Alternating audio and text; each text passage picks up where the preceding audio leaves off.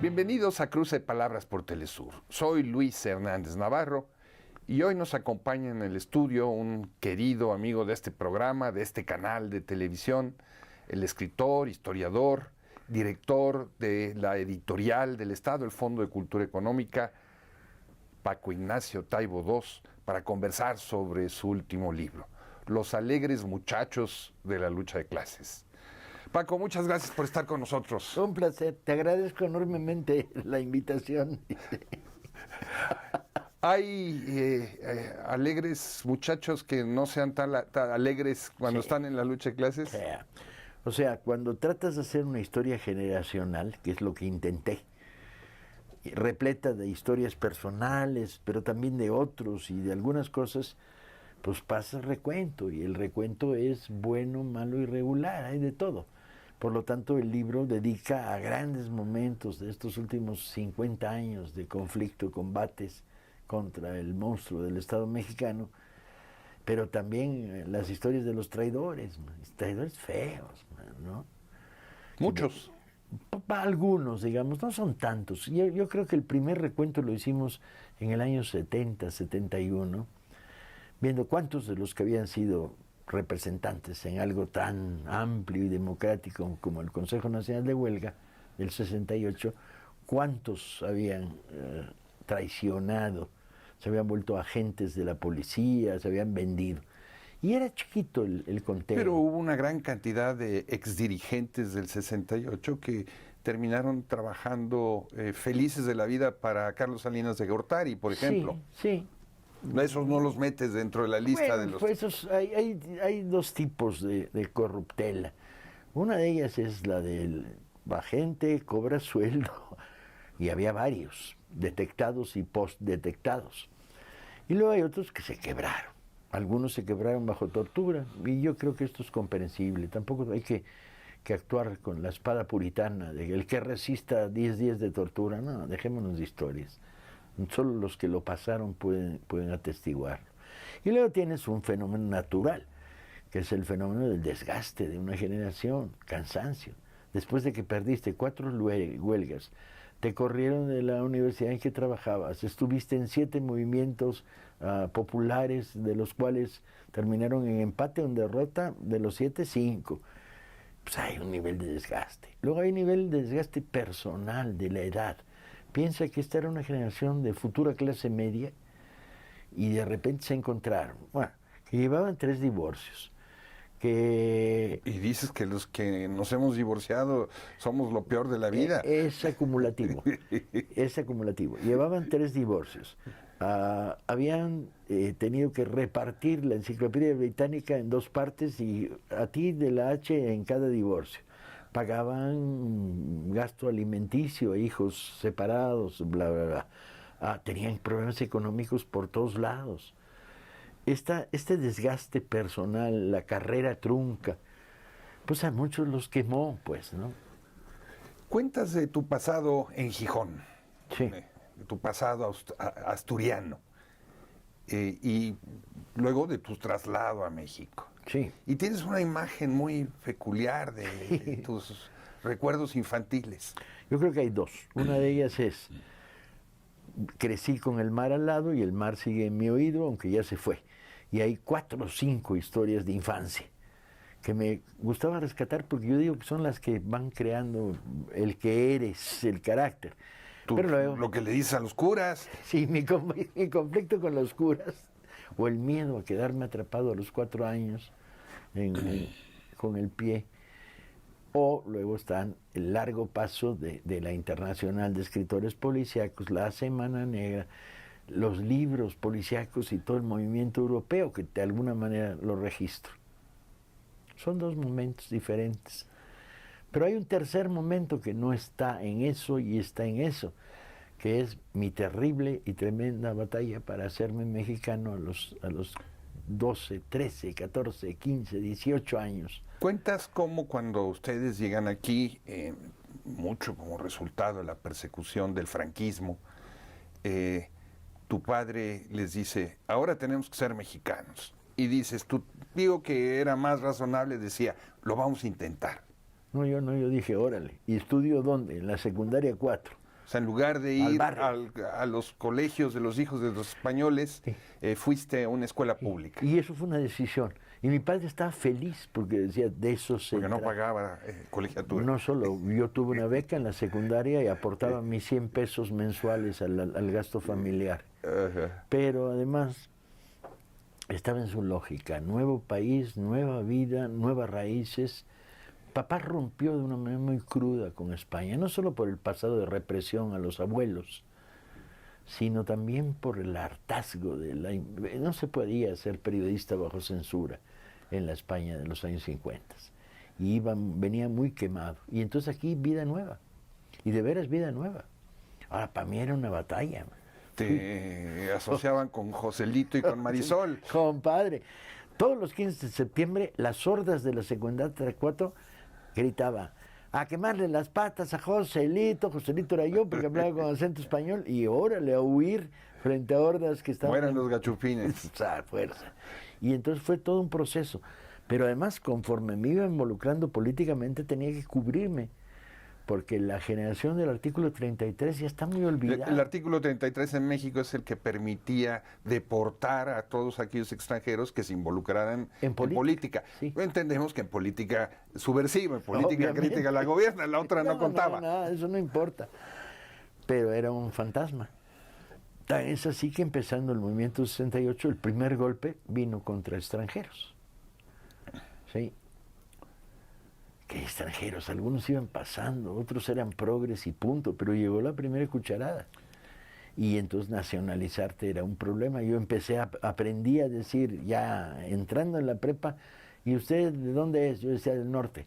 Y nunca aclaraba del norte de dónde, si del norte de España, del norte de Indios Verdes o del norte de Chihuahua, que quedara en el vago. Y ya para esos momentos me había nacionalizado por la vía del lenguaje y poco a poco por la vía de la curiosidad y la vida social. Y el lenguaje involucraba lo que en México llamamos albures, Óyeme, que siempre ha sido yo era un tigre. muy bueno para... Yo era un tigre, pues que otra. En la secundaria 4, San Cosme, había 2 rituales de paso en las mañanas, 7 de la mañana, vas muerto de sueño. Y entonces está el merenguero que te alburea. Y si merenguero no, es el que vende los merengues. El merenguero vende merengues en la Y es bueno para los volados. Es bueno para los volados. Y luego, 1 metro más adelante, estaba el prefecto, que si no te lo albureabas también no entrabas. Y aprendí los albures más rocambolescos, que son el retrato surrealista de México. Maravilloso. Te tapo con cemento y te dejo el albañil adentro. Ni Kafka hubiera inventado un retruécano como ese. Nos van a censurar, No, que Paco. no, más les vale que no me censuren en Telesur. Hemos dado una batalla. No, digo en YouTube. Digo. YouTube que hagan lo que le soplen. Man. Porque en último caso, ¿a quién le tapas con qué? Con cemento. Tendría que YouTube tener una calidad interpretativa que no tiene. Tus primeras novelas, Paco, Días de combate, Cosa fácil, etcétera, etcétera, recrean mucho ese mundo urbano de las alcantarillas, del albur. ¿Es parte también de tu proceso de mexicanización? Ya para ese momento ya estaba desatado. Yo, ante la duda de qué quieres escribir, sí, ¿qué quieres escribir? Pues yo dije, literatura de género, quiero escribir historias divertidas, apasionantes, etc. Y encontré el punto de cruce en la novela policíaca que te permitía hacer literatura social. Y al mismo tiempo, pues el barrio era todo tuyo, las calles eran tuyas, la visión urbana. Y entonces ahí culminaba el proceso de mexicanización. Ya para esas alturas yo era un escritor mexicano nacido en Gijón.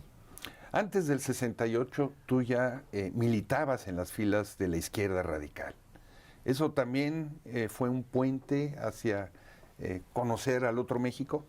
Quizá, pero también era seguir la tradición familiar. Yo vengo de una familia de izquierda, socialistas y anarquistas, y me eduqué en una filosofía de los Por eso obreros. un lóbulo tienes el anarquismo y en el otro el socialismo. Probablemente. de ahí viene la explicación. Entre las muchas esquizofrenias que practico, y no que me invaden, una de ellas es esta, el ser socialista radical y libertario al mismo tiempo, y luego pues con algo de aprendizaje del marxismo y un poco de una vertiente que no me conocía a mí mismo, pero que ha ido creciendo con los años, que es una vertiente franciscana. De San Francisco de Asís. Evidentemente. A pesar de tu distancia con la clero. clerecía. Absolutamente. Pero ahí está, la tengo y la reconozco. Para un ateo consumado como yo, que las iglesias solo le gustan por fuera, mis amores por San Francisco de Asís son profundos. Tiene que ver con la ruptura con el pensamiento sectario que nos formó en los años 60. Pues hay que llevar cuidado con el lobo, Paco. Pero el lobo es cuate, la hormiguita es a toda madre.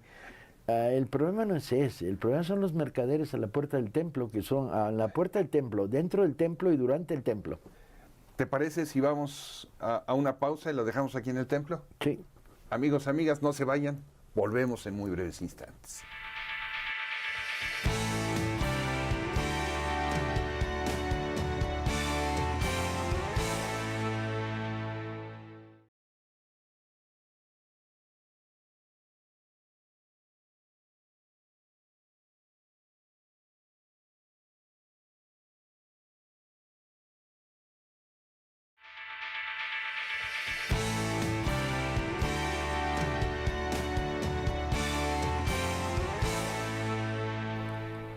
Estamos ya de regreso en este cruce de palabras conversando con Paco Ignacio Taibo II sobre su última novela, biografía, ficción o no ficción, ya nos aclarará él, todo junto, Los alegres muchachos de la lucha de clases. Paco, entre otras muchas estampas que tienes el libro, porque el libro es también como un álbum de fotos, está Bertolt Brecht a cada rato mencionado, aparece Carlos Montemayor, por supuesto a tu santo laico favorito de la literatura, Howard Fast. ¿Cómo es eso? ¿Cómo escoges Porque estos personajes? Quería, cuando iba armando el libro, quería que fuera un retrato de razones. Y entonces, ¿por qué la mejor izquierda de todos estos muchos años se educó no con una lectura superficial del Capital, o aparente, o convirtiéndolo en Marx Business, ¿no?, para acceder académicamente a unos mundos más o menos cerrados, o para producir pensamiento sectario de verdades no discutibles?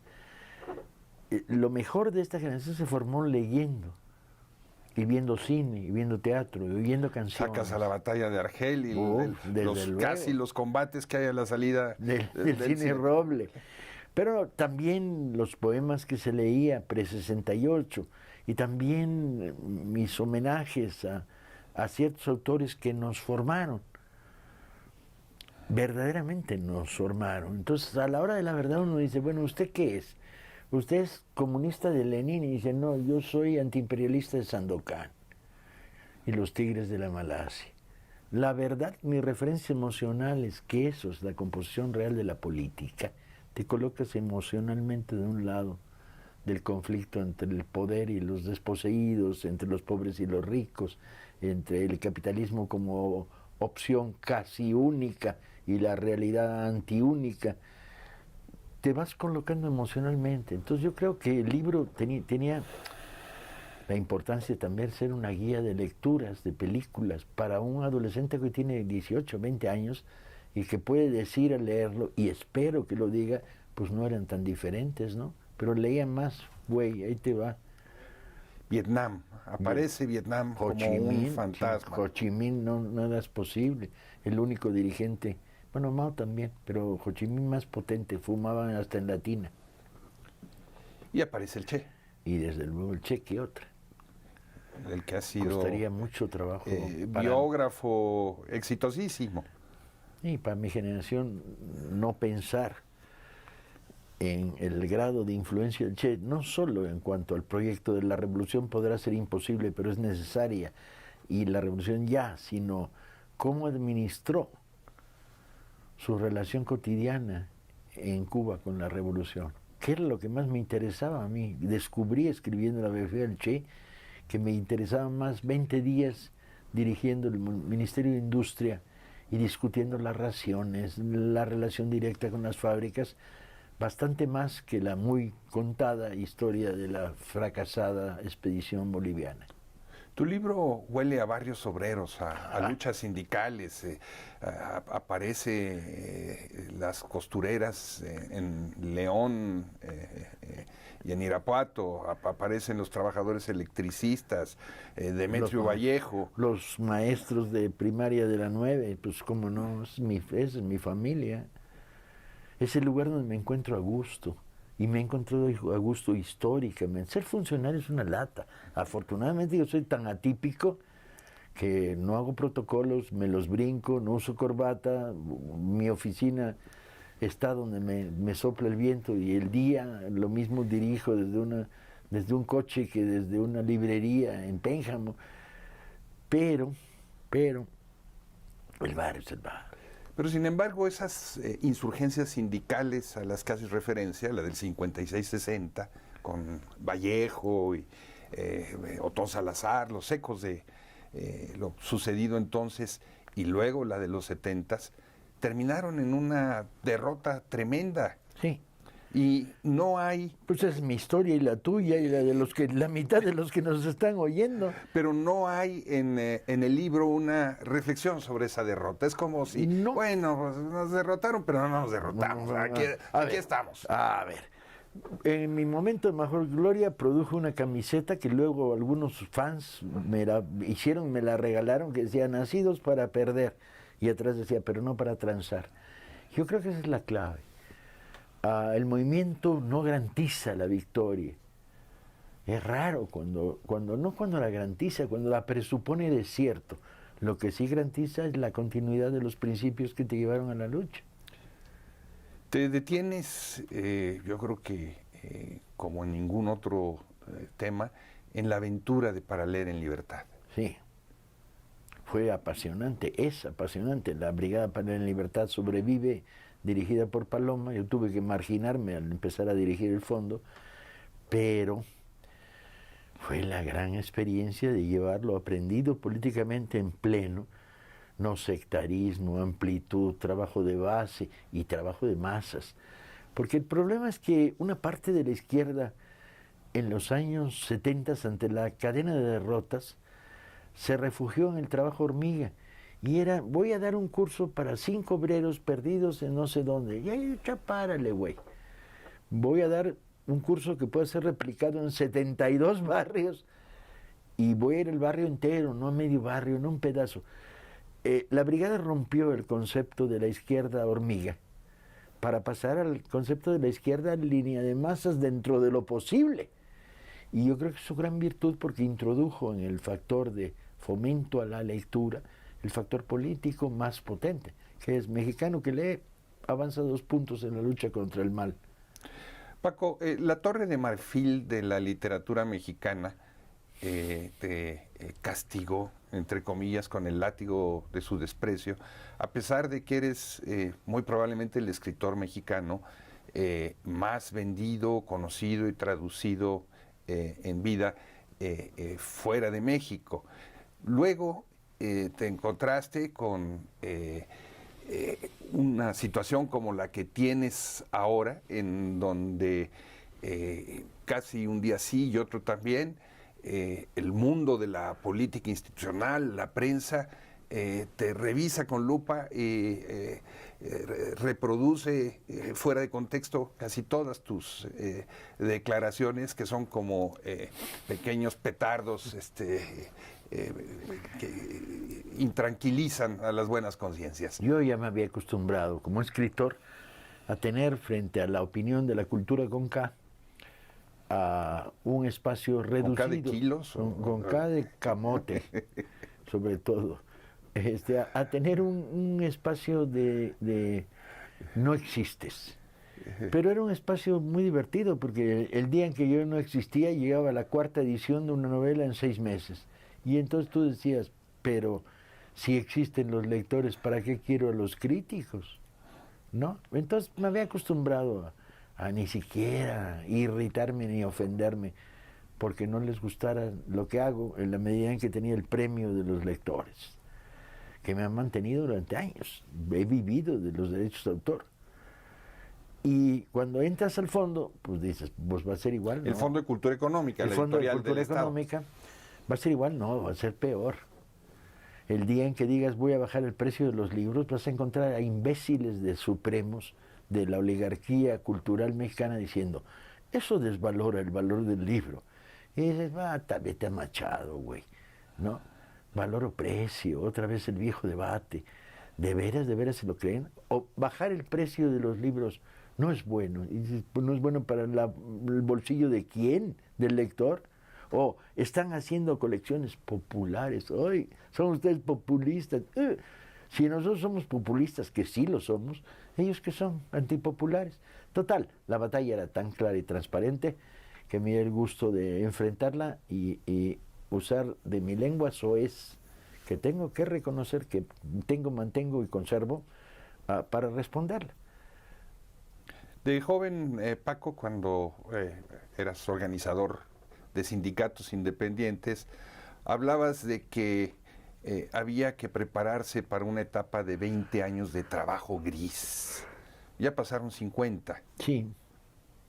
Bueno, es que en el marco de lo que entonces pensábamos, había que alterar y romper con la mentalidad de la revolución está a la vuelta de la esquina. Esa mentalidad que fue peligrosísima y que una parte de la izquierda lo mandó a la lucha armada y la mandó a la masacre, la neutralidad es, no, esto va lento y son muchos años de construcción de poder popular. Hoy, ya no estamos hablando 20 años de lucha gris, hoy tenemos el aparato del Estado, pedacito, porque la verdad es que lo que tenemos, cuando Andrés tomó el poder en México, tomó el gobierno, no tomó el poder de un aparato del Estado altamente ineficiente, burocrático y corrupto, que hubo que descorromper, por lo menos en los niveles 1 y 2, pero para abajo todavía te queda un trabajo inmenso para limpiarlo. En esa medida las batallas son diferentes. Ahora ya no son 20 años de lucha gris, sino próximas elecciones que les vamos a ganar a patadas dentro de esta izquierda que alguien podría, para ponerle apellido, que cuesta tanto trabajo ponerle apellido en términos clásicos a la 4T, que yo diría socialdemócrata, populista, primero los pobres y al que no le gusta que vaya y sople en la loma.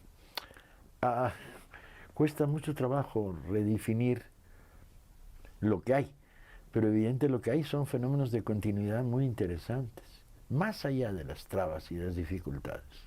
Sacas personajes como aquel que le roba la taquilla a su papá, se compra un coche y lo estrella en la puerta del Palacio Nacional. ¿Es cierta esa historia? Sí, ¿El canalla existió? Sí. ¿Y por qué reivindicarlo? ¿Por qué no reivindicarlo, retomarlo? registrarlo, porque es una parte de esta generación. Está el canalla y el carro estrellado en Palacio Nacional, pero también está el rompecoches que a los 5 años lo ponían en un balcón e insultaba a los que pasaban. Con lo cual decían, qué niño más lípero. ¿Sí? Pero también está multitud de personajes, el ruso, al que probablemente tú recuerdes o hayas conocido, al que lo corrían de su casa por déspota urbano, su compañera, y entonces dormía en el pasillo entre su casa y la de los vecinos y usaba el baño del piso de arriba, y terminó siendo profesor del Colegio de México. Es también Es que esa generación todavía de eso, ¿no? una historia, Paco, en la que tus amigos de la juventud siguen contigo en los proyectos. Sí, lo que pasa es que era peligroso empezar a escribir una historia muy generalizable, primero porque tenía que añadirle al libro 200 nombres, por lo menos. Y tenía miedo en que se volviera de una serie de retratos, se volviera un intento sociológico de contar una generación. No quería eso. Y tampoco quería una autobiografía. Quería algo en Una autobiografía que es una autobiografía. Sí, porque si tú eres el centro de la narración, corres el riesgo de que lo único que interesa es tu centro, y no, a mí no me interesaba no me interesaba escribir, confieso que he vivido, no, eso que lo confiese otro. A mí lo que me interesaba es eso, estamos aquí, hemos resistido, muchos hemos resistido, otros han muerto, otros han envejecido, otros chaquetearon, pero esta es un poco una generación que en términos generales se ha mantenido en la izquierda. Al fin y al cabo es una reivindicación de la palabra izquierda, ¿no? ¿Cuánto tiempo te llevó escribir el libro? Desde que empecé a escribirlo, 10 años, pero lo abandonaba. Escribía un poco, lo abandonaba. Y fui escribiendo otras cosas en el proceso. No acababa de cuadrar el tono que quería, lo abandonaba. Escribía un capitulito suelto, que luego no usé. Entonces un libro de cocina lenta, con un riesgo que es la memoria se va deteriorando. Has hablado de la imagen de tu memoria como un queso gruyère. Sí, hay más hoyo que queso en mi memoria. Bueno, por lo menos no es un Roquefort que tiene ácaros y se descompone. No, tiene solamente huecos. Sí, es justa la... ¿Dónde conseguir tu libro? En todas las librerías de este país y probablemente para los que nos están oyendo, ya debe estar a punto de llegar 2 meses o así a todas las librerías hispanoparlantes, porque la edición se hizo para toda América Latina, Argentina, Perú, Chile, Colombia, Guatemala, etcétera, etcétera. Paco Taibo, muchas gracias por estar en este cruce de palabras. Un placer. Y a ustedes, amigos, amigas, muchas gracias por su amable compañía. No se pierdan la lectura de Los alegres muchachos de la lucha de clases. Y ya saben, los esperamos la próxima semana aquí por Cruce Palabras por Telesur. Hasta la próxima.